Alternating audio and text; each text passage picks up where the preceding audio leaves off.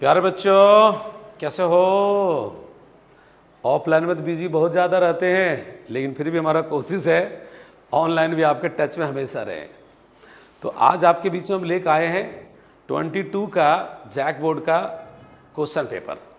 2022 में जो क्वेश्चन पूछा गया था वो आपके बीच में हम लेकर आए हैं। आप कंटिन्यू बनल रहिएगा, हमेशा हम आपके साथ जुड़े हुए रहेंगे, चाहे जितना बिजी हो जाए, लेकिन प्लेटफॉर्म पर हम कुछ ना कुछ काम करते रहेंगे जो आपके फिजिक्स को बूस्टअप करेगा। हाँ, हालांकि ये सच्चाई है कि बहुत ज़्यादा बिजी रहते हैं, लेकिन फिर भी आपके लिए हम काम करते रहेंगे। तो चलो अब हम आपके 2022 का क्वेश्चन पेपर को सॉल्व करते हैं। देखिए, पहला क्वेश्चन जो है उसको ज़रा ध्यान से आप समझिएगा। पहला क्वेश्चन क्या था? 1 joule is equivalent to, 1 joule किसके इक्विवेलेंट होगा? पहले नंबर जानिए, जूल वर्ग का SI यूनिट है और अर्ग जो है वर्ग का CGS यूनिट है।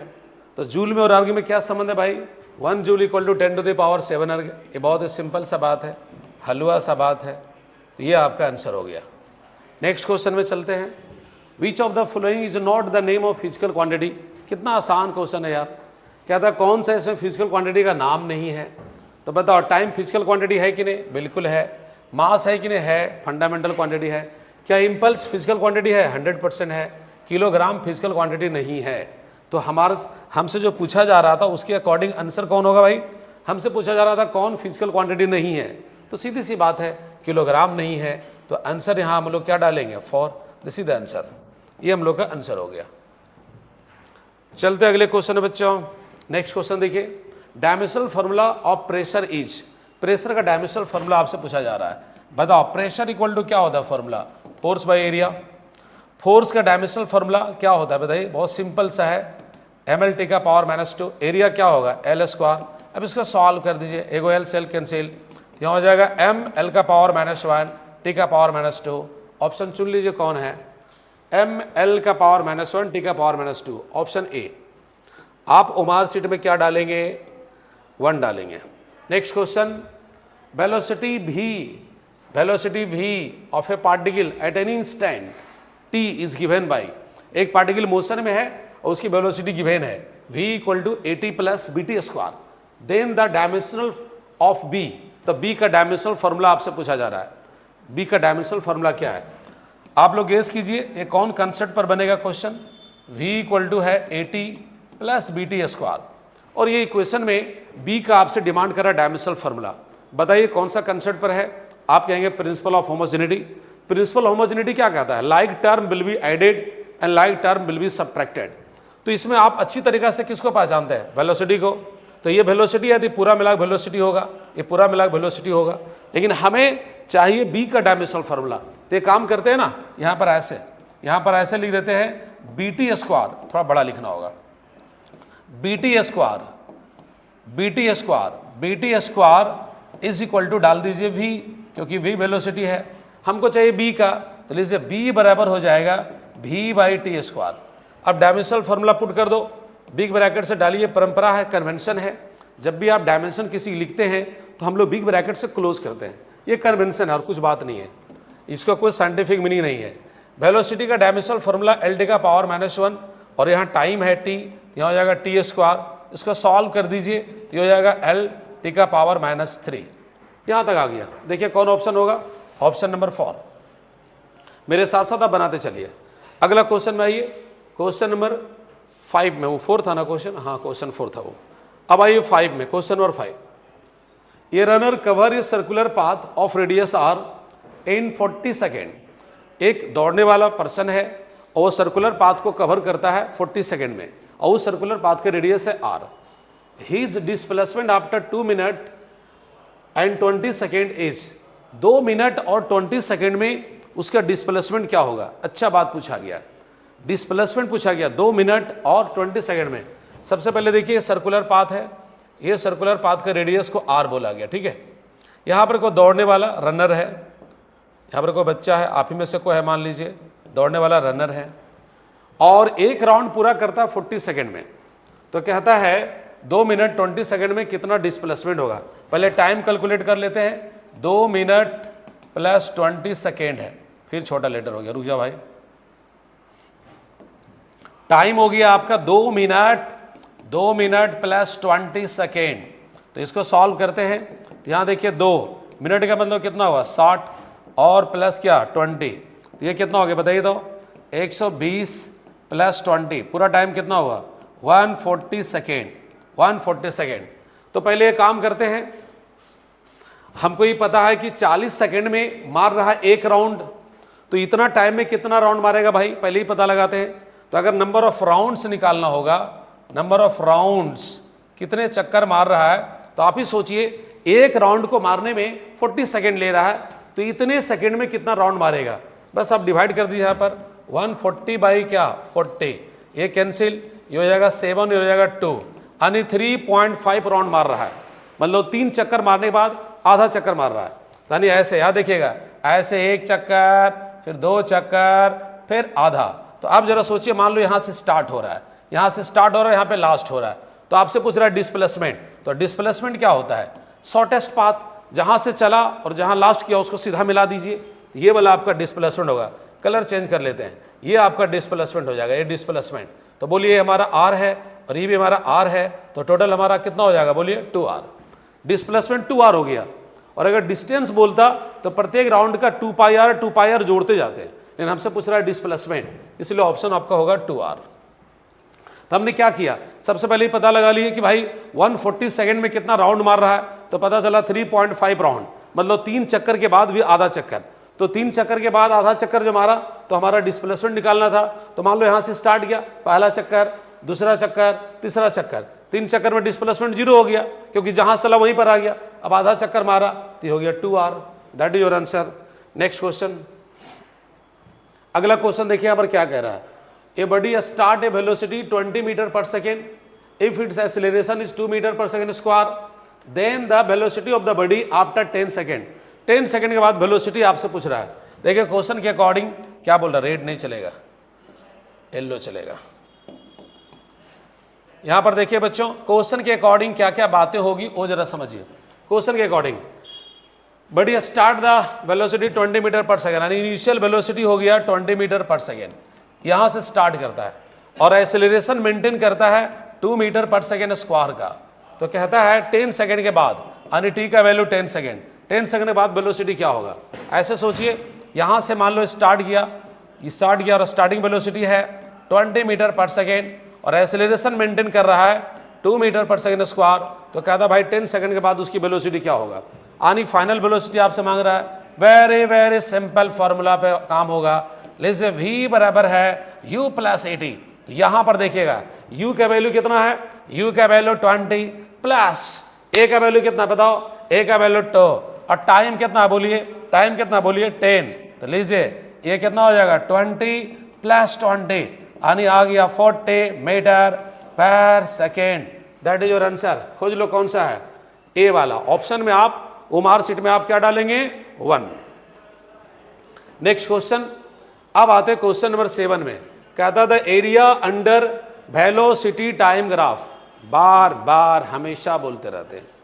एक क्वेश्चन एरिया से रिलेटेड आई गई, वेलोसिटी टाइम ग्राफ के एरिया पूछे, फोर्स टाइम ग्राफ के एरिया पूछे, स्पीड टाइम ग्राफ के एरिया पूछे, इस टाइप का क्वेश्चन हमेशा पूछता है। कहता है velocity time graph, area under velocity time graph for a particle in A given interval of time represent. ये क्वेश्चन कितना बार रिपीट हुआ है भाई। कहता है वेलोसिटी टाइम ग्राफ का जब एरिया निकालते हो, वेलोसिटी टाइम ग्राफ का जब एरिया निकालते हो, मान लो ऐसा है और सपोज कि मुझे एरिया निकालना रहता है, तो हमें क्या मिलेगा भाई। तो जब एरिया निकालेंगे वेलोसिटी टाइम ग्राफ का, तो ऑटोमेटिक वेलोसिटी इंटू टाइम होना है। तो वेलोसिटी इंटू टाइम होगा, तो वेलोसिटी इंटू टाइम के बारे में क्या बोलते हो, डिस्प्लेसमेंट, इसलिए आपको यहां पर आंसर मारना डिस्प्लेसमेंट। हाँ, फिर बता देना चाहता हूं, अगर स्पीड टाइम ग्राफ रहता तो उसके एरिया बताता क्या, डिस्टेंस। नेक्स्ट वन, अब आइए क्वेश्चन नंबर 8 में। कहता है 2 cars A and B are running at a velocity of 60 kilometre per hour and 45 kilometre per hour. What is the relative velocity of car A with respect to car B if both are moving eastward? दोनों ईस्टवार्ड मतलब एक ही दिशा में चल रहा है, इधर east है, इधर वेस्ट है, यहाँ पे नॉर्थ है, यहाँ पे साउथ है। 2 कार है, यहाँ नन्ना मुन्ना छोटा छोटा 2 कार है, चक्का लगा दिया, दोनों कार चल रहा है एक ही डायरेक्शन में। पहला कार का रफ्तार है 60 किलोमीटर पर आवर, दूसरा का रफ्तार है 45 किलोमीटर पर आवर। तो आपसे पूछता है velocity of car A with respect to car B, मतलब आपसे ये पूछ रहा है VAB बताइए velocity of car A with respect to car B. लो बच्चों, आपके पास क्या फॉर्मूला है रिलेटिव वेलोसिटी का? VA माइनस क्या VB। VA का वैल्यू कितना है 60 और इसका कितना है 45, कितना आया 15 kilometre per our. 15 kilometre per our, answer कितना हो गया 1। क्लियर है? ठीक, चलते रहो। अब आइए question number 9। Question number 9, A particle moves with uniform velocity. एक पार्टिकल यूनिफॉर्म वेलोसिटी से चल रहा है। विच of the following statements about the motion of the particle is true? कौन सा स्टेटमेंट सही होगा? सबसे पहले सोचिए, यूनिफॉर्म वेलोसिटी चल रहा है। एग्जाम्पल मान लो 20 मीटर पर सेकंड रफ्तार से चल रहा है। एकदम आप मोटरसाइकिल चला रहे हैं और वही रफ्तार आप मेंटेन किए हुए हैं, रफ्तार बढ़ा नहीं रहे ना तो घटा रहे हैं, कांस्टेंट है। तो बताओ रे मुन्ना, चेंज इन वेलोसिटी कितना होगा? 0। वेलोसिटी 0 नहीं होगा, वेलोसिटी तो है ही है लेकिन चेंज नहीं हो रहा है। और जब चेंज नहीं होगा तो बताओ एक्सेलरेशन कितना डेवलप होगा? 0। तो कहता है इट्स एक्सेलरेशन इज 0। बिल्कुल सही ऑप्शन, बाकी कुछ देखने की जरूरत नहीं है। तो ऑप्शन हो गया 2। When a particle is moving with constant velocity, then its acceleration is 0. Next question. Free fall of an object in vacuum is a case of motion with। आपसे कहता है वैक्यूम में यानी फ्री स्पेस में कोई free fall कर रहा है, तो आपसे क्या पूछता है भाई? यूनिफॉर्म वेलोसिटी रहेगा, यूनिफॉर्म एक्सेलरेशन रहेगा, वेरिएबल एक्सेलरेशन रहेगा, यूनिफॉर्म स्पीड रहेगा, यही आपसे पूछ रहा है। सीधा सा बात, एक फ्री फॉल हो रहा है, मान लो यहाँ पर कोई वस्तु है, ये फ्री फॉल हो रहा है वैक्यूम में। फ्री फॉल का मतलब ही होता है कि ये गिर रहा है एक्सेलरेशन ड्यू टू ग्रेविटी से। तो आप जरा देख लीजिए क्या जवाब देंगे भाई? जवाब आप क्या देंगे? Uniform acceleration. तो आपका आंसर हो गया क्या? बोलो, यूनिफॉर्म एक्सेलरेशन। यूनिफॉर्म एक्सेलरेशन का मतलब क्या है? लगातार वेलोसिटी बढ़ते जा रहा है। जैसे यहाँ छोड़ेंगे वेलोसिटी कुछ और रहेगा, यहाँ पर जाएगा थोड़ा और बढ़ेगा, यहाँ पर जाएगा थोड़ा और बढ़ेगा, जैसे से करीब जाएगा सरफेस की ओर वेलोसिटी बढ़ते जाएगा सेम रेट से, इसलिए एक्सेलरेशन रहता है यूनिफॉर्म। ऑप्शन आपका 2। तो यहाँ पर आप ओमार सीट में ऑप्शन क्या डालेंगे? 2। नेक्स्ट क्वेश्चन, क्वेश्चन नंबर कितना होगा भाई? क्वेश्चन नंबर 11 है, थोड़ा इसको ध्यान से देखिएगा, हल्का डार्क दिख रहा है। A body start from a point A, travel to point B at a distance of 1.5 kilometre and return to A। A से चला और फिर A पर आ गया। If he takes 1 hour to do so, ऐसा करने में उन्होंने 1 घंटा समय लिया। His average velocity is। पहली बात, क्वेश्चन में कोई कैलकुलेशन करना ही नहीं है। एवरेज वेलोसिटी का मतलब होता है total displacement, total displacement by total time taken. तो आप बताओ, जहां से चला, मान लो यहीं से चला, सपोज करो यहां से चला, यहां पर गया, ठीक है, घूम के गया, कोई डाउट नहीं, फिर मान लो यहीं पर आ गया, तो जहां से चला वहीं पर आ गया, तो डिस्प्लेसमेंट क्या हो गया? 0। अगर आप इसको स्ट्रेट लाइन में दिखाना चाहते हैं फिर भी दिखा लीजिए।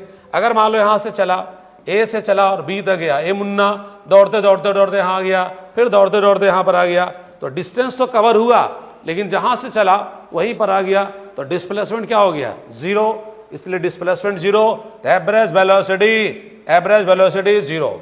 मुझे बताओ, एवरेज वेलोसिटी पूछा तो 0 हुआ, अगर एवरेज स्पीड पूछेगा तो 0 होगा? नहीं, टोटल डिस्टेंस निकालना होगा, टाइम से डिवाइड करना होगा। ये पूछा क्या? एवरेज वेलोसिटी, इसलिए 0। ऑप्शन कितना? 2। Next question, which of the following is not a scalar quantity? हलवा हलवा हलवा, कौन स्केलर क्वांटिटी नहीं है? टेम्परेचर स्केलर क्वांटिटी है, coefficient of friction, mu mu mu mu, ये बिल्ली वाला जैसा आवाज म्यू, ये भी हमारा स्केलर है। चार्ज स्केलर है, 12th क्लास में बैच चल रहा है। पहला बात बताते हैं, charge, electric charge scalar quantity. Impulse vector है, क्योंकि इम्पल्स क्या है ना, चेंज इन मोमेंटम के बराबर होता है, इसलिए वेक्टर क्वांटिटी है इम्पल्स। तो बोल रहा है कौन स्केलर नहीं है, तो वही स्केलर नहीं है जो वेक्टर है, तो वेक्टर हमारा कौन है, इम्पल्स, इसलिए सही आंसर हो गया इम्पल्स। लो बच्चों, ऑप्शन हो गया 4। नेक्स्ट वन, अगला question, a body is travelling in a circle eight a constant speed. क्या बात है, सर्कुलर मोशन से हमेशा क्वेश्चन बनना ही बनना है। कांस्टेंट स्पीड बोला, कांस्टेंट वेलोसिटी बोल ही नहीं सकता है, क्योंकि सर्कुलर पाथ में बार बार उसकी डायरेक्शन चेंज होते रहता है। यहाँ पर इधर है, यहाँ पर इधर है, यहाँ पर इधर है, यहाँ पर इधर है, डायरेक्शन बार बार चेंज होता है, लेकिन स्पीड कांस्टेंट हो सकता है। मान लो 40 किलोमीटर पर आवर की रफ्तार से चल रहा है, वही रफ्तार मेंटेन कर रहा है, सर्कुलर पाथ में घूम रहा है। तो आपसे क्या कहता भाई, has an inward acceleration, has constant velocity, has no acceleration, acceleration तो होबे करेगा भाई। Has an outward radially acceleration, बिल्कुल नहीं। जब पार्टिकल चल रहा है सर्कुलर पाथ में तो अंदर की ओर एक्सेलरेशन होगा, क्योंकि काम करता सेंट्रीपिटल फोर्स, तो बोलेंगे हैज एन इनवर्ड एक्सेलरेशन, यानी ऑप्शन नंबर 1। ठीक है बच्चों, जब कोई पार्टिकल सर्कुलर पाथ में चलता रहता है तो अंदर काम करता सेंट्रीपिटल फोर्स, इसलिए उसके पास होता है इनवर्ड एक्सेलरेशन। तो ऑप्शन हो गया आपका 1। नेक्स्ट क्वेश्चन, अब आइए क्वेश्चन नंबर 14 में, कहता है विच of the following remains constant for a projectile motion. बताओ भाई, प्रोजेक्टाइल मोशन, आप ऑप्शन देखिए, तब तक हम डायग्राम बना रहे हैं और जरा सोचिए और सोच के बताइए। प्रोजेक्टाइल मोशन का फिगर बना रहे हैं, यहाँ फेंक रहे हैं, इधर हो गया u cos थीटा, इधर हो गया u sin थीटा, फेंक रहे हैं, ये हाईएस्ट पॉइंट है, इसका नाम है लवली पॉइंट, यहाँ पर वेलोसिटी होता है u cos थीटा। तब तो सोचो क्या क्या पूछ रहा है, kinetic energy constant, momentum constant, horizontal component of velocity constant, vertical component of velocity constant. प्यारे बच्चों, वर्टिकल कंपोनेंट तो वेरिएबल है, हाईएस्ट पॉइंट पर आते आते वर्टिकल कंपोनेंट समाप्त हो जाता है, और जब वेलोसिटी चेंज हो रहा है तो काइनेटिक एनर्जी भी चेंज होगा, मोमेंटम भी चेंज होगा, लेकिन हॉरिजॉन्टल कंपोनेंट ऑफ वेलोसिटी रहता है, रिमेन्स कांस्टेंट, यानी u cos थीटा कांस्टेंट रहता है यहाँ पर भी, हर जगह। तो ऑप्शन आपका हो गया 3, प्रोजेक्टाइल मोशन में horizontal component of velocity remains constant. आइए क्वेश्चन नंबर 15। अरे भाई, ये तो क्वेश्चन बार बार पूछता है। आपको दिया हुआ mod vector A plus vector B is equal to mod vector A minus vector B. आप इसको प्रैक्टिस करते चलिए ना, चुटकी में खिला दिएगा, चुटकी में, चुटकी में। यहाँ पर देखिए फॉर्मूला क्या होगा बताओ, यहाँ पर हो जाएगा ऐसे A square plus B square plus 2ab cos theta, और इधर हमारा क्या हो जाएगा ए स्क्वायर। आप लोग दिमाग में तो इसका आंसर आ ही गया होगा, A square plus B square minus 2ab cos theta. लगा दो सास बहुत सीरियल, सास बहुत सीरियल, यानी S B S, squaring both side, root खत्म हो जाएगा, रूट खत्म हो जाएगा, तो ए स्क्वायर बी स्क्वायर खत्म। तो डायरेक्ट यहाँ लिख रहा हूँ, यहाँ बचेगा 2ab cos थीटा, इधर बचेगा माइनस 2ab cos थीटा, इधर ले आओ तो हो जाएगा plus 4ab cos theta equal to 0, cos equal to छोटा भीम लड्डू, और इधर हमारा हो गया cos 90 degree, theta equal to 90 degree. ये क्वेश्चन बहुत बार पूछा है। ठीक है बच्चों, नेक्स्ट क्वेश्चन। अब चलते हैं क्वेश्चन नंबर 16 में। कहता which of the following is not property of null vector. कौन सी प्रॉपर्टी नहीं है नल वेक्टर का, कौन सी प्रॉपर्टी नहीं नल वेक्टर का। पहला बात सुनो, अगर मान लो कोई वेक्टर ए है और इसके साथ हम जीरो वेक्टर जोड़ देंगे तो स्वाभाविक है वेक्टर ए बन जाएगा। ये प्रॉपर्टी है, जीरो वेक्टर किसी ऐड करने से फर्क नहीं पड़ता है। दूसरी बात, अगर जीरो वेक्टर को ए से मल्टीप्लाई करेंगे तो वेक्टर ए किसी जन्म में नहीं होगा। अगला देखिए यहाँ पर लैम्डा इंटू जीरो वेक्टर, तो आपका हो जाएगा जीरो वेक्टर। फिर ये प्रॉपर्टी है उसका, vector A minus vector A zero vector, ये भी होगा। तो ये प्रॉपर्टी है, ये प्रॉपर्टी है, ये प्रॉपर्टी है, ये प्रॉपर्टी नहीं है। जीरो में किसी से मल्टीप्लाई करेंगे तो वो जीरो ही होगा, लेकिन यहाँ बोल रहा है ए होगा, इसलिए आंसर हम लोग का हो जाएगा। कौन प्रॉपर्टी नहीं है, तो मिल गया 3 में। अब आते हैं क्वेश्चन नंबर 17 में। In case of projectile motion what is the angle between velocity and acceleration at the highest point. क्या बात है भाई, क्या बात है, क्या बात है, क्या बात है, गौर से देखिएगा, क्या बात है, गौर से सुनिएगा। हाईएस्ट पॉइंट पर पूछ रहा है, हाईएस्ट पॉइंट ऑफ वेलोसिटी इधर, एक्सेलरेशन इधर, एंगल बनेगा 90 डिग्री। ये क्वेश्चन तो बार बार रिपीट होता रहता है, इसलिए आपका 90 डिग्री हो गया आंसर। क्लियर बच्चों, चलते हैं next question. The centripetal force acting on a body under going circular motion is. अगर कोई पार्टिकल सर्कुलर मोशन में चल रहा है तो फिर मान लेते रेडियस r है और इसका मास मान लो m है और भी वेलोसिटी चल रहा है, तो सेंट्रीपिटल फोर्स का फॉर्मूला होता है mv²/r। इसको तनी तोड़ दो, v के लिए omega into r whole square, यहाँ पे r और इधर हो जाएगा ऐसे m²r² r²/r। r से r कैंसिल हो गया, ले से आ गया यहाँ पर m²r। ये हमारा हो गया। तो कौन ऑप्शन है भाई साहब? Option number 2। Next question, which Newton's law is the real law of motion. ओहो हो, न्यूटन के कौन से लॉ को कहते हैं रियल लॉ ऑफ मोशन? प्यारे बच्चों, Newton second law contain first law, Newton second law contain third law, यानी न्यूटन का सेकेंड लॉ फर्स्ट लॉ को भी अपने अंदर रखता है और थर्ड लॉ को भी रखता है, इसलिए Newton second law is a real law of motion. मार दो ऑप्शन 2।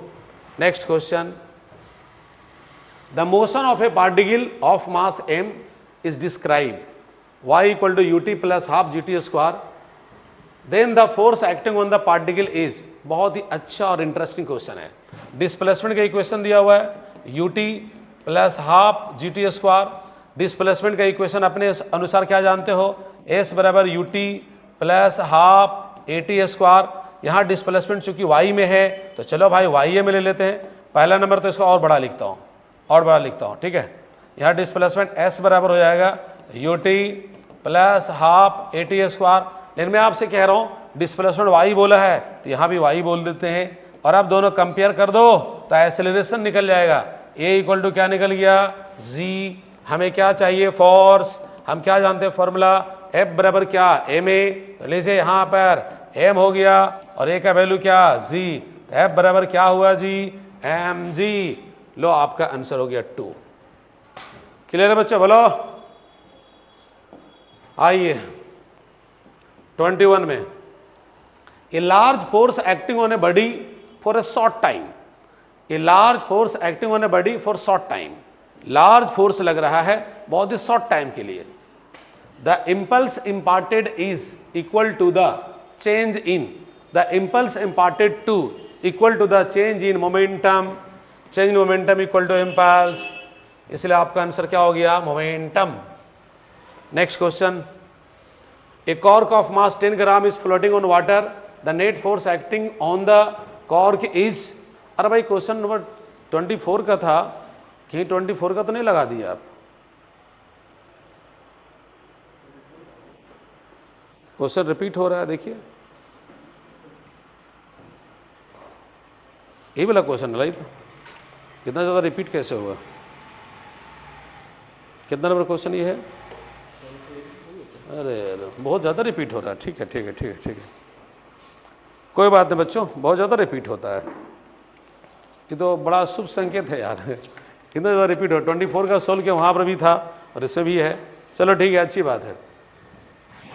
कहता है ये कॉर्क जो है 10 ग्राम का कॉर्क है और वाटर में फ्लोट कर रहा, तो नेट फोर्स क्या होगा, 0 होगा। और क्या, पानी पर जब तैर रहा है, यहाँ पर देखिए पानी पर जब तैर रहा है, यहाँ पर पानी पर जब तैर रहा है तो भाई नीचे का फोर्स ऊपर का फोर्स बराबर होगा। तो 10 ग्राम का है, चलो इस पर मास दिया हुआ है 10 ग्राम है, 10 ग्राम है, तो नीचे वाला फोर्स कितना लगाएंगे, नेट फोर्स। मान लो ऊपर लग रहा है फोर्स ऑफ बॉयंसी और नीचे लग रहा है mg, दोनों बराबर होगा। कैलकुलेशन की रिक्वायरमेंट है ही नहीं, दोनों बराबर होगा। F इक्वल टू mg होगा। हमें चाहिए नेट फोर्स, एफ भी बोल दो यहाँ पर, हमें चाहिए नेट फोर्स, तो नेट फोर्स माइनस करेंगे। क्यों माइनस करेंगे, क्योंकि डायरेक्शन अपोजिट है, फोर्स वेक्टर क्वांटिटी है। तो हम यहाँ लिखेंगे ऐसे, force of buoyancy minus mg, दोनों m इक्वल है, यहाँ डाल दो mg और माइनस mg, mg कट गया, कितना हुआ 0 न्यूटन। ऑप्शन मार दो 0। बहुत ज़्यादा रिपीट हो रहा है, इसका मतलब है कि क्वेश्चन प्रैक्टिस करके आप जाइएगा तो स्वाभाविक है 25 वाला क्वेश्चन भी कुछ इसी में से रहेगा। ये तो पहले भी आपको बताते रहते हैं। इतना ज़्यादा रिपीट हुआ है क्वेश्चन 24 और 22 में कि हम कंफ्यूज हो गए अभी कि कहीं वही पेपर तो नहीं बना रहे हैं। तो हमारे बताया कि नहीं, पेपर अलग है। Rolling friction as, rolling friction क्या होता है, स्लाइडिंग फ्रिक्शन से कम होता है, और क्या, rolling friction is less than that of sliding friction. Sliding friction ज़्यादा होता है, रोलिंग फ्रिक्शन कम होता है। जब गेंद लुढ़कता है ग्राउंड पे तो वहाँ पर फ्रिक्शन कम लगता है, लेकिन जब स्लाइड करता है तो फ्रिक्शन ज़्यादा लगता है। जैसे मान लो पकड़ के खींच रहे हैं तो रगड़ाएगा पूरा ना जी, और जब पूरा रगड़ाएगा तो फ्रिक्शन ज़्यादा डेवलप होगा। यानी बड़ी सीधी सी बात है, ये वाला होगा 1। नेक्स्ट में आ जाइए, a bullet of mass 40 gram is fired from a gun. एक बुलेट है जिसका मास 40 ग्राम है और उसको गन से फायरिंग किया जा रहा है। गन का मास है 80 kg with a velocity of 800 metre per second. Calculate the recoil velocity of the gun. ये वाला आप क्वेश्चन समझ सकते हैं किस टॉपिक पर है, बताओ। Conservation of angular momentum, conservation of linear momentum, conservation of charge, conservation of energy, बताओ किस पर होगा, कंजर्वेशन ऑफ लीनियर मोमेंटम। यहाँ देखिए ऐसे, यहाँ पे गन है, यहाँ पे गन बना दे रहा है, गन, ये गन इस तरह बनाता हूँ सर, ऐसा गन थोड़ी ना होता है। यहाँ बुलेट है, यहाँ बुलेट है, यहाँ बुलेट है, तो क्या समझता, डकैत है जो गन बना देंगे। गन जो बना रहे हो समझो, बुलेट है, गोली आगे जाता है, गोली आगे जाता है, और गन किधर आता है बोलो, पीछे आता है, जिसको बोलते हैं झटका मारता है, झटका मारता है, पीछे आना में झटका मारना, उसी को बोलते हैं रिकॉल वेलोसिटी। तो डायरेक्ट बनाता हूँ ना, हम लोग क्या लिख सकते हैं, डायरेक्ट फार्मूला भी आपके पास है, नहीं तो लिख सकते हैं momentum of gun equal to momentum of bullet. Direction opposite होता है, इस बात का ध्यान रखना है। तो यहाँ पर ऐसे momentum of bullet equal to momentum of gun, ठीक है, विथ माइनस साइन, क्योंकि डायरेक्शन अपोजिट है। तो हमको चाहिए बुलेट का वेलोसिटी कि गन का चाहिए, हमें चाहिए गन का। तो चलिए हमको VG निकालना है, तो यहाँ हो जाएगा m इंटू क्या VB और बटा में क्या m, तो यहाँ माइनस लगा हुआ है। अब मैं आपसे कहना चाहता हूँ, देखिए ऐसे VG इक्वल टू ऊपर चल जाएगा ये माइनस m VB और बटा में कैपिटल M, सबका वैल्यू रख दीजिए, आंसर आ जाएगा। स्मॉल m क्या है, मास ऑफ द बुलेट 80 ग्राम है, 80 इंटू 10 टू द पावर क्या -3। Velocity of bullet, velocity of bullet कितना है 800। नीचे बताओ मास ऑफ द गन कितना है 80 kg। कैलकुलेशन करो, ये कट जाएगा, ये हो जाएगा 100। तो आप जरा सोचिए, वेलोसिटी माइनस साइन चलते रहेगा, माइनस साइन चलते रहेगा, माइनस, और यहाँ क्या हो जाएगा बोलिए, 2 0 और 1 3 0, तो खत्म हो जाएगा। तो बचेगा माइनस क्या 8, -8 बचेगा भाई साहब, क्या बचेगा बताओ, -8 मीटर पर सेकेंड। बोलो कौन ऑप्शन है, कहीं कैलकुलेशन मिस्टेक तो ना किया भाई, -8 भी नहीं है, 8 kg था, ठीक है, 40 ग्राम था यार, 40 ग्राम, हमने 80 ग्राम कैलकुलेशन कर लिया, 40 ग्राम था, तो हो जाएगा 40 इतना, तो स्वाभाविक है। अब यहाँ पर आपका आंसर आने वाला 4 है, 4, तो ये हो जाएगा -4 मीटर पर सेकेंड। हम गोली का मास को 80 ग्राम ले लिए थे, लेकिन 40 ग्राम है, ठीक है। नेक्स्ट क्वेश्चन आ जाइए। A block of mass m is placed on a flat surface. एक ब्लॉक है, एक वस्तु है जिसका मास m है, फ्लैट सरफेस, चपटा सरफेस पर रखा हुआ है। ये force is applied to move it parallel to the surface. जैसे यहाँ पर मान लो ये सरफेस है, यहाँ पर कोई ब्लॉक रखा हुआ है, ठीक है, इस पर फोर्स ऐसे लगाया गया, ये सरफेस है, ये सरफेस इसके पैरेलल लगाया गया, ये अप्लाइड फोर्स है capital F। The frictional force small f is proportional to, स्वाभाविक है ब्लॉक इधर जा रहा है, फ्रिक्शन इसके अपोजिट लगेगा। तो आप क्या जानते हैं, अब जरा सोचिए, अप्लाइड फोर्स, चलो इसको खींच देता हूँ, खींच देता हूँ, अच्छा लगेगा, इसको खींच देता हूँ, चलो ठीक है। पुलिंग पुशिंग कुछ बोला नहीं, फ्रिक्शन इधर होगा, तो आपको क्या पता है बताइए। तो यहाँ पर जो फ्रिक्शन फोर्स होता है नॉर्मल रिएक्शन के डायरेक्टली प्रोपोर्शनल होता है। ऊपर काम करता है नॉर्मल रिएक्शन, नीचे काम करता है क्या mg, यहाँ हो जाएगा F प्रोपोर्शनल, और R के जगह पर क्या डालेंगे mg। तो यानी फ्रिक्शन जो है मास के साथ कैसा है, डायरेक्टली प्रोपोर्शनल। तो ऑप्शन ढूंढ लीजिए, square of the mass of the body बोल रहा है, mass of the body, mass of the body का डायरेक्टली प्रोपोर्शनल, ठीक है। ऑप्शन नंबर कितना 2। Next question, a body is being raised to height h। एक वस्तु को h हाइट तक ऊपर उठाया गया है from the surface of the earth, earth के सरफेस से। What is the sign of work done. बहुत सुंदर, बहुत सुंदर, बहुत सुंदर, कंसेप्ट की बात है, बहुत सुंदर है, बहुत सुंदर, बहुत सुंदर। क्वेश्चन पढ़ने से पहले सुंदरता समझ में आ गया। ये सरफेस मान लो, सरफेस मान लो, और एक ब्लॉक को मान लो कोई ब्लॉक है, इसको h हाइट तक ऊपर ले गया, ऊपर ले गया h हाइट तक। तो कहता है what is the sign of work done by applied force. Applied force तो ऊपर है और डिस्प्लेसमेंट भी ऊपर है, तो अप्लाइड फोर्स के द्वारा जो वर्क डन होगा वो तो पॉजिटिव होगा। दूसरी बात कहता है ग्रेविटेशनल फोर्स, डिस्प्लेसमेंट हो रहा है ऊपर और mg लग रहा है किधर, नीचे, जस्ट क्या है, अपोजिट, तो इसके द्वारा जो वर्क डन होगा वो नेगेटिव होगा। अप्लाइड फोर्स के द्वारा पॉजिटिव और ग्रेविटेशनल फोर्स के द्वारा क्या, नेगेटिव। तो साइन मार दीजिए पॉजिटिव एंड नेगेटिव। आपसे कैसे कैसे पूछा था, पहले अप्लाइड फोर्स पॉजिटिव, फिर कैसे पूछा, ग्रेविटेशनल फोर्स नेगेटिव।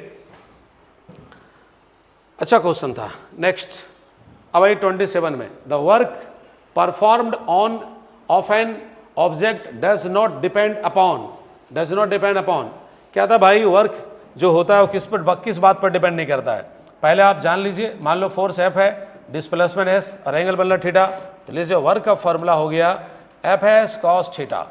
वर्क का फॉर्मूला हो गया W इक्वल टू क्या बोलो, Fs cos theta, Fs cos theta, W equal to हो गया Fs cos थीटा। तो प्यारे बच्चों यहाँ पर देखिए, वर्क फोर्स पे डिपेंड करता है, डिस्प्लेसमेंट पे डिपेंड करता है, दोनों बीच में जो एंगल है उस पर भी डिपेंड करता है, इतना सारी चीज़ों पर डिपेंड करता है। अब पूछ रहा है किस पर डिपेंड नहीं करेगा, तो डिस्प्लेसमेंट तो डिपेंड करेगा ही, अप्लाइड फोर्स पर तो करेगा ही, एंगल पर भी तो करेगा ही। हाँ, बॉडी का पहले से वेलोसिटी क्या है नहीं है उससे कोई मतलब नहीं, इसलिए ऑप्शन हमारा यहाँ पर हो जाएगा सही ऑप्शन, सही ऑप्शन हमारा 4 हो जाएगा, दैट विल बी आंसर 4। चलिए next question, for a moving particle mass m velocity v having momentum p, एक पार्टिकल है जिसका मास m है और v वेलोसिटी से चल रहा है। आगे क्या बोलता है उससे पहले जरा समझ लीजिए, एक पार्टिकल है जिसका मास m है और v वेलोसिटी से चल रहा है। Which one of the following correctly describe the kinetic energy of the particle? Kinetic energy को कौन डिस्क्राइब करता है, अरे यार काइनेटिक एनर्जी का रिलेशन होता है मोमेंटम के साथ, p² बाई क्या 2m। ये तो बहुत ही फेमस रिलेशन है, इस पर तो हमेशा क्वेश्चन आपका बोर्ड का कंपटीशन का बनते रहता है। तो ये रिलेशन ढूंढ लो, p² बाई 2m, 28 का हो गया आंसर 1। अब आइए 29 नंबर में, और इसको बढ़िया से देखना मेरे प्यारे भाइयों बहनों, बहुत ही मेहनत से बना रहे हैं, ऑफलाइन भी पढ़ा रहे हैं और आपको बना रहे हैं ताकि घर में सॉल्व करें, तो इसको अच्छे से ध्यान लगाना, ठीक है। A body of mass 10 kg moving at a height of 2 metre, बहुत सुंदर, with uniform speed 2 metre per second, its total energy is, बड़ा सुंदर बात है, बहुत सुंदर बात है। मान लो यहाँ पर कोई बॉडी, इससे हाइट दिया हुआ, हाइट कितना दिया हुआ बताओ, 2 मीटर, बहुत सुंदर है, चल रहा है किस रफ्तार से, इसका मास है 10 kg, ठीक है, चल रहा है किस रफ्तार से भाई, चल रहा है 2 मीटर पर सेकेंड से। तो कहता है इसके पास टोटल एनर्जी क्या है, पहली बात हाइट है तो इसके पास पोटेंशियल एनर्जी होगा, रनिंग कर रहा है इसलिए काइनेटिक एनर्जी होगा, दोनों को जोड़ दीजिए तो यहाँ हो जाएगा E बराबर KE प्लस क्या PE। तो लीजिए KE का वैल्यू फार्मूला लगा दो, हाफ mv², P का वैल्यू mgh, कैलकुलेशन कर लो भाई, तो हो जाएगा हाफ, m का वैल्यू बताओ, m का वैल्यू कितना है 10, और v का वैल्यू बताओ, v का वैल्यू कितना है, v का वैल्यू कितना बताओ 2, ये हो जाएगा 2 का स्क्वायर प्लस m का वैल्यू बताओ, m का वैल्यू बताओ, m का वैल्यू बताओ 10, g का वैल्यू बताओ 10, हाइट बोलो 2, कैलकुलेशन करो, ये 2 कट जाएगा, यहाँ आ जाएगा 20, यहाँ भी हो जाएगा 200, तो बोलो कितना हो जाएगा 220, 220 है कोई, 220 एक भी नहीं है, अगर मतलब जी का वैल्यू 9.8 लेगा और क्या, हाफ mv² हो गया, ठीक है।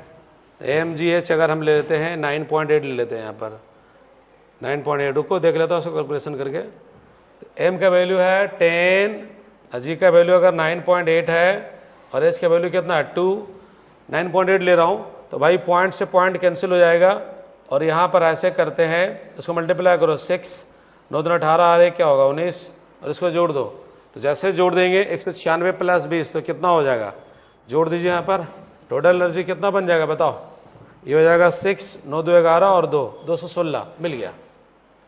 तो जी का वैल्यू 10 लिख चल रहे थे, लेकिन मैंने देखा कि 9.8 लेना है, एक्चुअली 9.8 लेना ही चाहिए था, लेकिन हमको लगा इजी कैलकुलेशन में चलता हूँ, ठीक है। नेक्स्ट क्वेश्चन, तो इसमें समझने वाली बात क्या था, रुको, इसमें समझने वाली बात क्या था, सरफेस से ऊपर बॉडी चल रहा है तो उसके पास पोटेंशियल तो होगा हाइट के कारण, रनिंग कर रहा है इसलिए काइनेटिक होगा, दोनों ऐड कर दिए, निकल गया टोटल एनर्जी। अब आइए, विच of the following is a unit of power, which of the following is a unit of power, power का यूनिट कौन है पूछ रहा है। पहले अर्ग है क्या? नहीं। किलोवाट पावर है, किलोवाट आवर है? नहीं। 1 किलोवाट में होता है 36 × 10⁵ जूल, तो वो तो आपका एनर्जी का यूनिट है, और कैलोरी भी एनर्जी का यूनिट है। वाट है, सिंपल सा बात, और क्या। अब आ जाइए, moment of linear momentum is, क्या कहता है भाई? देखो, एंगुलर मोमेंटम का फॉर्मूला होता है L बराबर PR, मोमेंट माने distance, I linear momentum, moment of momentum is called angular momentum, very very important term, moment of momentum is called angular momentum. तो ऑप्शन आपका हो गया 4। अब आइए क्वेश्चन नंबर 32 में, ए particle is performing uniform circular motion has angular momentum L, वहां पे L लिखा हुआ, ठीक है, यहां पर एंगुलर मोमेंटम L है, ठीक है। If its angular frequency is double, अगर एंगुलर फ्रीक्वेंसी डबल कर दे and its kinetic energy half, kinetic energy को हाफ कर दे, then the new angular momentum as क्या होगा? जरा सोचो भाई, क्वेश्चन अच्छा समझिए।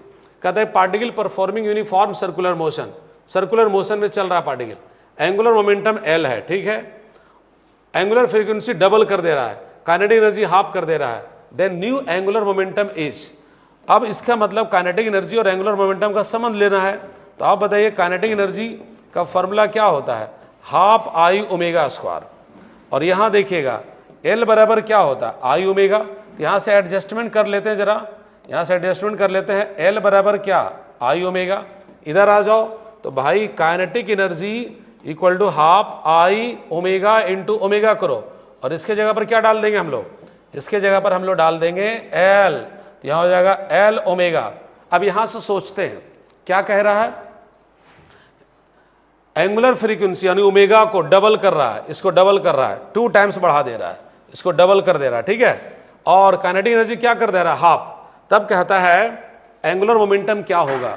जैसे देखिएगा, यहां से पहले L निकाल लेता हूं, चलो यहां से इसको देख लेना अच्छा से, L निकाल लेता हूं यहां से, ठीक है। L हमारा कितना हो जाएगा देख लेता हूं, L इक्वल टू हो जाएगा 2 × KE और बटा में क्या? ओमेगा, ये पहला है। अब जो छेड़छाड़ कर रहा है उसके अनुसार चलिए, now L dash equal to क्या होगा? 2। काइनेटिक एनर्जी को क्या कर रहा है? काइनेटिक एनर्जी को हाफ कर रहा है, तो यानी ऐसे कर देता हूं KE बाई क्या? 2। और बताओ एंगुलर मोमेंट, एंगुलर फ्रीक्वेंसी क्या कर रहा है? डबल कर रहा है, यानी 2 ओमेगा। तो यहां देखिए कितना हो जाएगा? 2, और यहां पर KE, और ये हो जाएगा 4 × ओमेगा। और इसके लिए बताओ, इसके लिए हमारे पास क्या है? L, तो यानी आपका आंसर क्या आ जाएगा? L/4। तो सोचिए ऑप्शन कौन होगा? 2। तो ठीक ठाक क्वेश्चन था, देख लीजिए। पहले हमने फॉर्मूला लगा दिया था ना भाई, काइनेटिक एनर्जी फॉर्मूला होता है हाफ I ω² और L इक्वल टू होता है I ω, तो वहां से एडजस्टमेंट हमने किया। उसके बाद फिर L का फॉर्मूला फाइनल निकल गया 2 × KE/ω। फिर अब देखिए कह रहा है इसको कर रहा हाफ, इसको कर रहा डबल, तो L/4 हो जाएगा। Next question, the velocity of centre of mass of the system remains constant if the total external force acting on the system is 0। अगर किसी सिस्टम पर टोटल फोर्स 0 होता है तो सेंटर ऑफ मास का वेलोसिटी रिमेन्स कांस्टेंट रहता है। Next question, the product of moment of inertia and angular acceleration is called, moment of inertia I, angular acceleration alpha, tau बराबर होता I अल्फा, यानी कहलाएगा टॉर्क। टॉ बराबर I alpha, I है moment of inertia, alpha angular acceleration, तो tau बराबर I alpha. Next question, moment of inertia of solid sphere of mass same radius R about diameter. एक solid sphere है भाई, cricket ball है, पूरा भरल है, और इसका चाहिए मोमेंट ऑफ इनर्शिया, तो बताइए इसका मोमेंट ऑफ इनर्शिया कितना है? डायरेक्ट फार्मूला बोलो, 2/5 mr², that is your answer. ये वाला आपका आंसर कहाँ गया भाई? 2/5 mr²। नेक्स्ट क्वेश्चन 36 में आइए। अब question number 36, work is represented by, W बराबर होता है vector F dot vector S, work scalar quantity है, तो ये होगा 3। Next question, the value of G at the centre of the earth is 0। Earth के सेंटर पर acceleration due to gravity value 0 होता है, इसलिए वहां कोई भी पर्सन फील करता है क्या? वेटलेसनेस, भारहीनता, खखनी, कोई वजन नहीं। Next question, the escape velocity from the surface of the earth RE is radius of earth, RE है रेडियस ऑफ अर्थ, इसके वेलोसिटी फॉर्मूला होता है डायरेक्ट √2gr। तो यहां देख लीजिए 2gre लगा रहेगा, तो ये वाला आंसर हो गया। और क्या एस्केप वेलोसिटी क्या है? वो वेलोसिटी जहाँ से फेंकने के बाद फिर वापस उस प्लानेट पर वो ऑब्जेक्ट नहीं आना चाहिए, उसी वेलोसिटी नाम होता है एस्केप वेलोसिटी। अर्थ पर एस्केप वेलोसिटी होता है 11.2 किलोमीटर पर सेकेंड। यानी अगर आपको पृथ्वी पर से किसी का दुश्मनी हो गया है तो उसको इसी रफ्तार से फेंकना होगा, फिर नजर नहीं आएगा। ठीक है, अगला, the temperature of body in Celsius is 40 degree centigrade, the temperature in Fahrenheit scale is, आप जानते हैं CY5 इक्वल टू F-32/9। तो यहाँ पर कितना है 40/5 और F-32/9, इसको कटिंग करो 8 टाइम्स में, तो 8 इक्वल टू F-32/9, क्रॉस करो F-32 इक्वल टू 72, तो लीजिए यहाँ हो जाएगा 72 प्लस 32, जोड़ दो कितना आएगा 104 degree Fahrenheit. Option number 3। Next question, speed of sound wave in air क्या होता है भाई? इज इंडिपेंडेंट ऑफ टेम्परेचर, नहीं, टेम्परेचर पर डिपेंड करता है। Increase with increase in pressure, नहीं, प्रेशर से कोई मतलब नहीं होता है। साउंड के रफ्तार में प्रेशर का कोई इफेक्ट नहीं है। Increase with increase of humidity, हाँ, ह्यूमिडिटी बढ़ाने से उसकी स्पीड बढ़ जाता है, इसलिए ही ऑप्शन होगा। अगर ह्यूमिडिटी बढ़ाएंगे तो स्पीड बढ़ जाएगा। नेक्स्ट क्वेश्चन, क्वेश्चन कंप्लीट हो गया। प्यारे बच्चे सुनो, ये था आपका 2022 का जैक बोर्ड का क्वेश्चन, और क्वेश्चन पेपर सॉल्व करने की प्रक्रिया खत्म हो गया। अब इसको आप देख लीजिएगा, और बाकी जो हम संडे एक्स्ट्रा बुलाते हैं उसमें आप आकर के प्रैक्टिस करते रहिएगा, और 12 क्लास में जैसे पढ़ रहे हैं वैसे पढ़ते रहिए। ये वीडियो अपने दोस्तों को शेयर कीजिए, और आप भी थोड़ा लाइक शेयर कर दीजिए ताकि हमें मोटिवेशन मिलेगा, ताकि ऑफलाइन के साथ साथ ऑनलाइन भी काम हम कर सकें, एनर्जी हमें मिलेगा।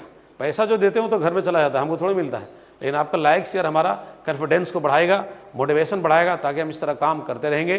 तो आज लेते हैं आपको हम यहाँ से विदा। Thank you so much.